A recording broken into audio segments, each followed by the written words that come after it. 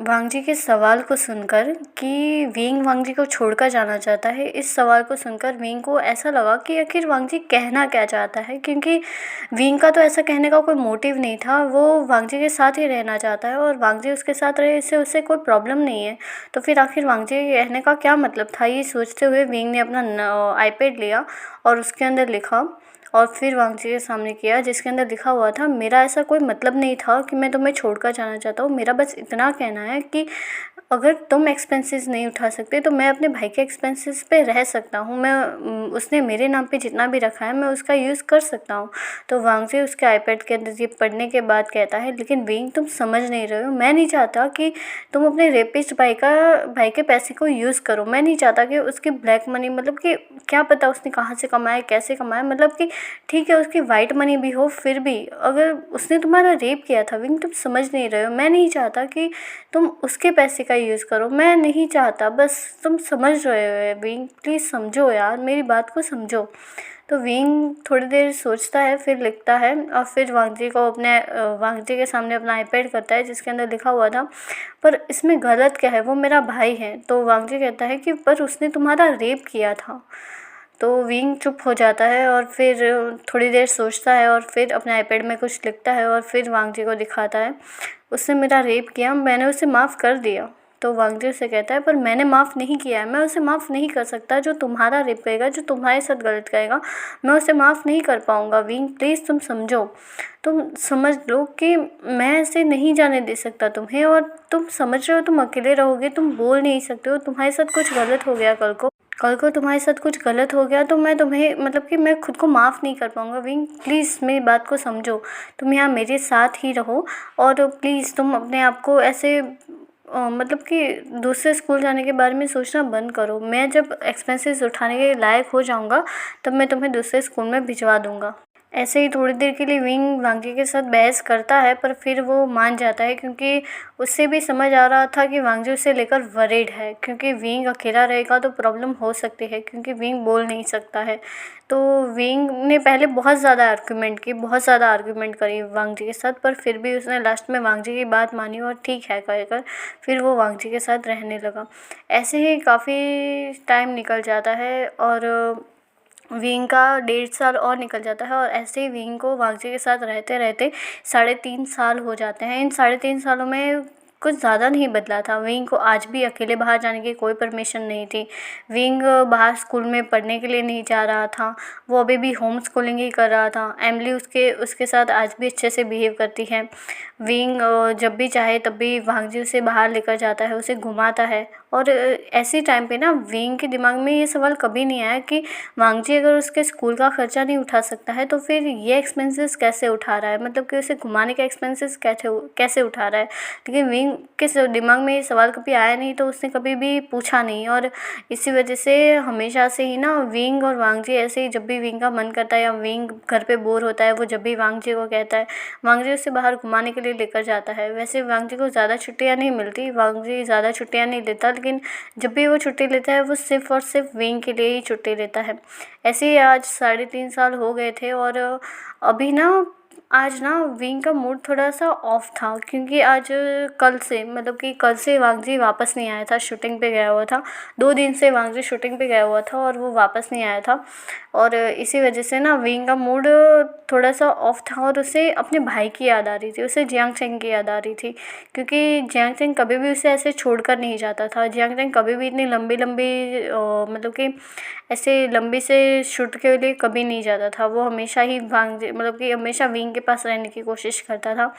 और उसे ना एक और चीज़ याद आ रही थी कि वो जियांग चेंग के साथ इतना ज़्यादा खुल के तो नहीं रह सकता था, पर वो ऐसे बंधा हुआ भी फील नहीं करता था। वो अपने घर में कम से कम किसी के नज़रों के सामने कैदी की तरह नहीं रहता था। यहाँ पे वांगजी उसके आसपास बहुत ज़्यादा बॉडीगार्ड रखे हुए थे, जिनके सामने से ना विंग कहीं पर जा ही नहीं सकता था। विंग को हमेशा ही उन बॉडीगार्ड के साथ ऊपर चलना पड़ता था।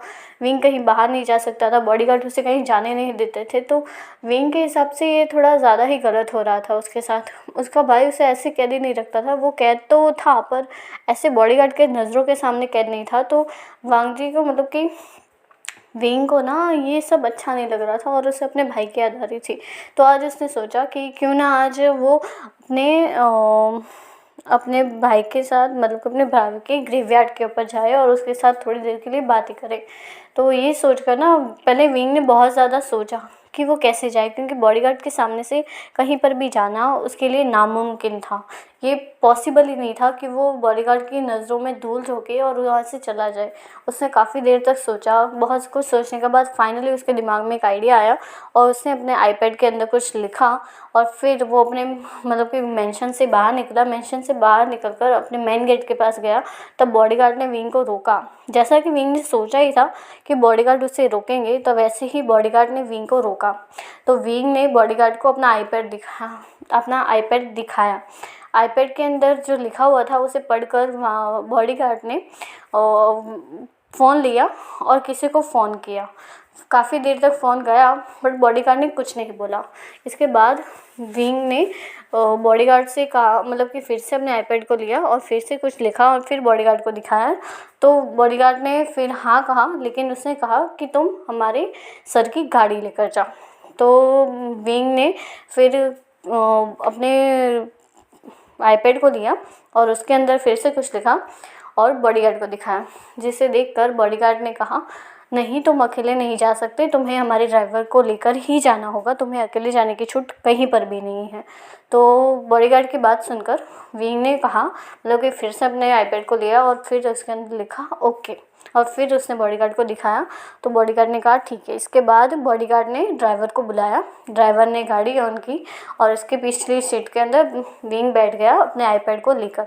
और फिर विंग ना मतलब कि विंग उस गाड़ी में बैठा हुआ था। तब उसने सोचा कि आखिर उसके दिमाग में आइडिया क्या आया था। तो यहाँ पे हमें ना छोटा सा फ्लैशबैक दिखाते हैं कि विंग ने उस आईपैड के अंदर लिखा गया था। विंग ने उस आईपैड के अंदर लिखा था कि मुझे तुम्हारे सर के साथ मैंने बात की है, मैंने अपने फ़ोन से फ़ोन किया था, मतलब कि टेक्स्ट किया था और उन्हें पूछा था कि क्या मैं अपने भाई के ग्रेवयार्ड को देखने के लिए जा सकता हूँ। तो उन्होंने मुझे परमिशन दे दी है कि मैं अपने भाई के ग्रेवयार्ड को देखने के लिए जा सकता हूँ। लेकिन विंग को ये नहीं पता था कि बॉडीगार्ड वांग जी को फ़ोन भी कर सकते हैं। लेकिन जैसे ही बॉडीगार्ड ने वांग जी को फ़ोन करने की बात की, विंग थोड़ा डर गया पहले, लेकिन फिर विंग थोड़ा काम डाउन हुआ। उसने प्रे किया कि वांग जी फ़ोन ना उठाए, क्योंकि विंग भी पिछले 2 दिनों में कई बार ऐसा हुआ है कि विंग ने वांग जी को टेक्स्ट किया और विंग को उसका रिप्लाई काफ़ी लेट से आया है। तो विंग ने प्रे किया और विंग की प्रेयर कबूल कर दी, मतलब कि एक्सेप्ट हो गई गॉड के थ्रू। और जो वांग जी है उसने फ़ोन नहीं उठाया। तो फिर वांग जी ने फ़ोन नहीं उठाया तो बॉडीगार्ड ने थोड़ी देर के लिए सोचा और फिर उसने विंग की बात को मान लिया और फिर विंग को ग्रेवयार्ड के लिए जाने के लिए हाँ बोल दिया।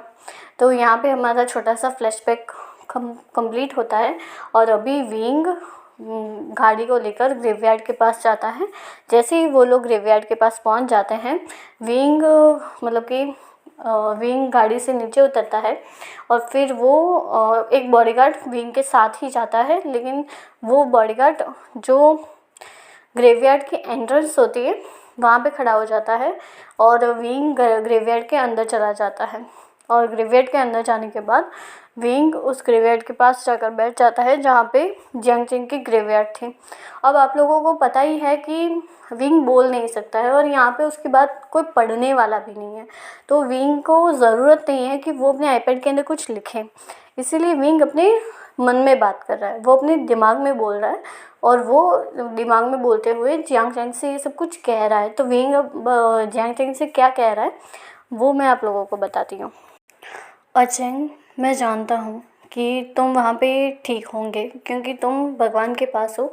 तो मुझे भरोसा है कि भगवान तुम्हें खुश रख रहे होंगे और तुम वहाँ पे सुरक्षित और खुश होंगे। मैं भी यहाँ पे ठीक हूँ, तुम मेरी फ़िक्र मत करो। मुझे वांग जी बिल्कुल सही से रखता है, वो मुझे अच्छे से ट्रीट करता है। मेरा जब भी कहीं बाहर जाने का मन करता है वो अपने साथ मुझे बाहर लेकर जाता है। मेरी होम स्कूलिंग भी चल रही है, मैंने पढ़ाई करना भी शुरू कर दिया है और इसीलिए मतलब कि मेरा कोई दोस्त नहीं है पर एमिली मेरी अच्छी दोस्त बन गई है। और एमिली के साथ मैं अच्छे से बात कर सकता हूँ। एमिली मुझे अच्छे से ट्रीट करती है। एमिली मुझे अपने छोटे भाई की तरह ट्रीट करती है और वो मेरा बहुत अच्छे से ध्यान भी रखती है। मैं और एमिली अच्छे से बातें करते हैं जब भी हम लोग फ्री होते हैं। वो मुझे अच्छे से पढ़ाती है। मेरी लाइफ बहुत अच्छी जा रही है। मतलब कि मैं होप करता हूँ कि तुम भी बहुत अच्छे से रह रहे होंगे, तुम जहाँ पर भी हो। अब मैं तुमसे जो कहने आया था वो मैं तुम्हें कहता हूँ कि मैं तुम्हें बहुत टाइम से बहुत याद कर रहा हूँ और तुम्हारे साथ जो कुछ भी हुआ वो मैंने बहुत सोचा है। और जब मैंने बहुत ज़्यादा सोचा तब मुझे समझ आया कि गलती मेरी भी थी। अगर मैंने तुम्हें थोड़ा कंफर्ट कर दिया होता, मैंने तुम्हें उस वक्त संभाल लिया होता, मैंने तुम्हें उस वक्त समझ लिया होता, तो ऐसा कुछ नहीं होता। हम दोनों आज भी एक साथ रह रहे होते और बिना किसी प्रॉब्लम के रह रहे होते। तुमने अपने आप को मारने की कोशिश नहीं की होती और सब कुछ ठीक होता। मुझे भरोसा नहीं हो रहा कि तुम मुझे छोड़कर चले गए हो। काश मैंने उस वक्त तुम्हें संभाल लिया होता। इससे आगे विंग कुछ भी कह पाता, उसे ज़ोर से पीछे से आवाज़ आती है, वी वुजियान, तुम यहाँ पे क्या कर रहे हो? ये सुनकर विंग बहुत ज़्यादा ही डर जाता है और जब वो पीछे मुड़ के देखता है तो पीछे वांगजी था। वांगजी को देखकर विंग बहुत ज़्यादा डर जाता है क्योंकि वांगजी ने उसे यहाँ पे आने के लिए बहुत बार मना किया हुआ था। पर विंग ने कभी भी वांगजी की मतलब कि इन 3.5 सालों में पहली बार विंग ने वांगजी की बात नहीं मानी थी और वांगजी की आंखों में साफ साफ गुस्सा देखा जा सकता था। तो इसे देखकर विंग बहुत ज़्यादा डर गया, लेकिन वो कुछ कह तो सकता नहीं था क्योंकि वो बोल नहीं सकता था, वो म्यूट था। तो उसने कुछ कहा नहीं। इससे पहले कि विंग अपने मतलब कि कोई भी इशारा करता, कुछ भी कहता, वांगजी उसके पास आता है, उसके हाथ को पकड़ता है, उसे खींचकर गाड़ी में मतलब कि खींचकर खड़ा करता है, वहाँ से लेकर मतलब घसीटते हुए चला भी नहीं, मतलब कि वो विंग को चलने के लिए भी फोर्स नहीं कर रहा था, वो उसे घसीटते हुए लेकर जाता है।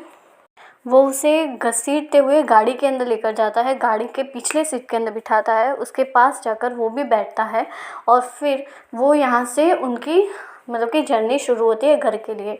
अब यहाँ पे वांगजी कैसे पहुंचा इसका फ्लैशबैक मैं दिखाती हूँ।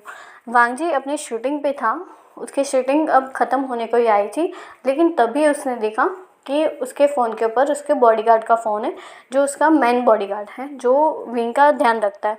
तो वांगजी ने उसे वापस से फ़ोन किया।